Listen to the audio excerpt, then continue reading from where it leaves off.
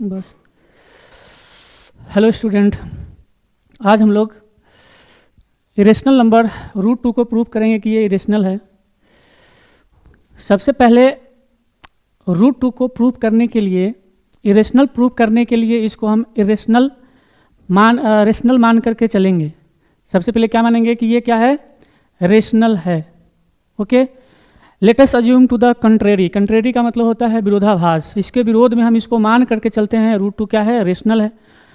अगर रेशनल जैसा बिहेव करेगा तो हम कह सकते हैं कि ये रेशनल है। अगर रेशनल जैसा बिहेव नहीं करेगा तो हम कहेंगे कि ये इरेशनल है। अगर इस रेशनल है तो √2 होना चाहिए किस फॉर्म में, a/b के फॉर्म में होना चाहिए। वेयर a और b क्या है, a और b को प्राइम नंबर है, और को प्राइम नंबर का मतलब होता है कि a और b में कुछ भी कॉमन नहीं होगा एक के अलावा। b 0 नहीं होगा। b 0 क्यों नहीं होगा, क्योंकि b यहाँ पे डिनोमिनेटर है, और डिनोमिनेटर जो होता है वो 0 नहीं हो सकता है। सो √2 इक्वल टू, अगर रेशनल माने हैं तो ये a/b के फॉर्म में होना चाहिए। तो √2 इक्वल टू हम कह सकते हैं कि a/b होगा। दोनों साइड स्क्वायर करेंगे, दोनों साइड यहाँ पे स्क्वायर करेंगे क्योंकि रूट को हमको हटाना है। तो यहाँ पे हम लिखेंगे 2 इक्वल टू a² / b²।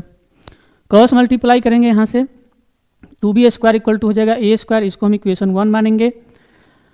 अब यहाँ पे देखो ध्यान से कि 2b² इक्वल टू a² है।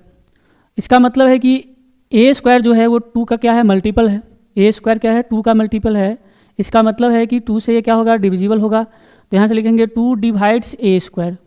2 क्या करेगा, a² को डिवाइड करेगा। अगर 2 a² को डिवाइड करेगा, इसका मतलब है कि 2 जो है a को भी डिवाइड करेगा। ऐसा क्यों? फॉर एग्जाम्पल 49 का स्क्वायर है, तो 49 का स्क्वायर जो होगा वो 7 से डिविजिबल होगा। 7 से क्या होगा, डिविजिबल होगा। तो 49 का वर्गमूल निकालोगे स्क्वायर रूट, तो 49 भी 7 से डिविजिबल होगा।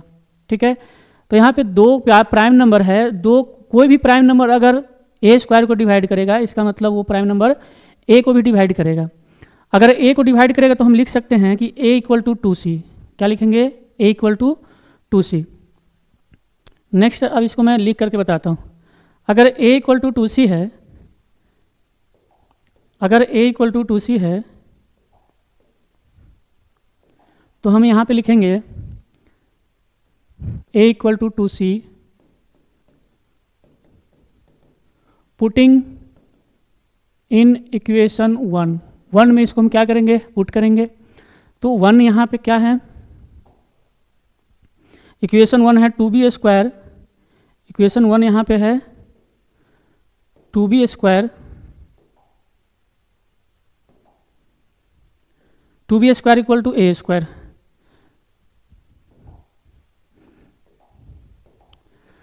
2b²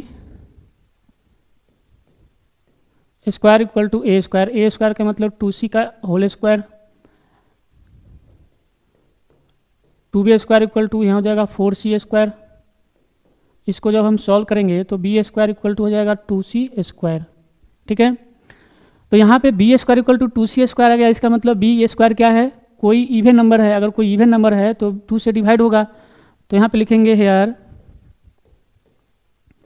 2 divides b²। 2 divides b²। 2 divides b also.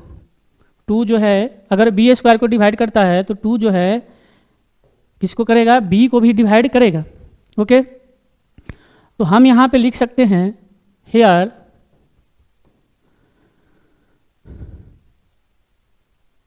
a, b have a common factor,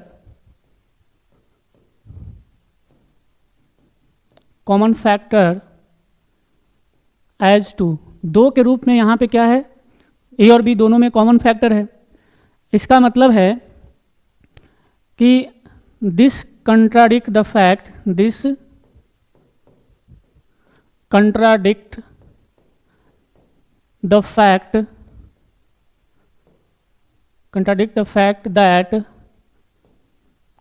a, b have no any common factor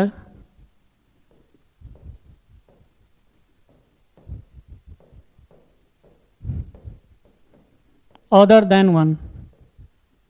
एक के अलावा इसमें कॉमन फैक्टर नहीं है।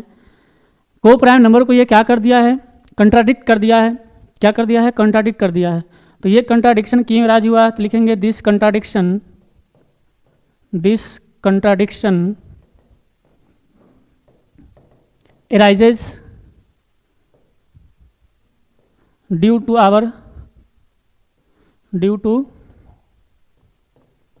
our incorrect assumption that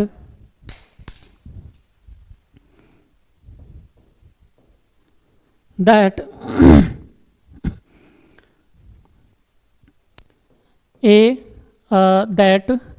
यहाँ पे हम लिखेंगे that root 2 is rational। Okay, root 2 is rational. ये कंट्राडिक्ट कर रहा है, हमने जो मान करके चला है कि रूट 2 क्या है, रेशनल है, लेकिन ये कंट्राडिक्शन इराइज क्यों हुआ है, क्योंकि हमने मान करके चला है रूट 2 क्या है, रेशनल है। इसीलिए यहाँ पे हम लिखेंगे सो रूट 2 इज इरेशनल। और यही चीज़ हमको क्या करना था, प्रूफ करना था। ओके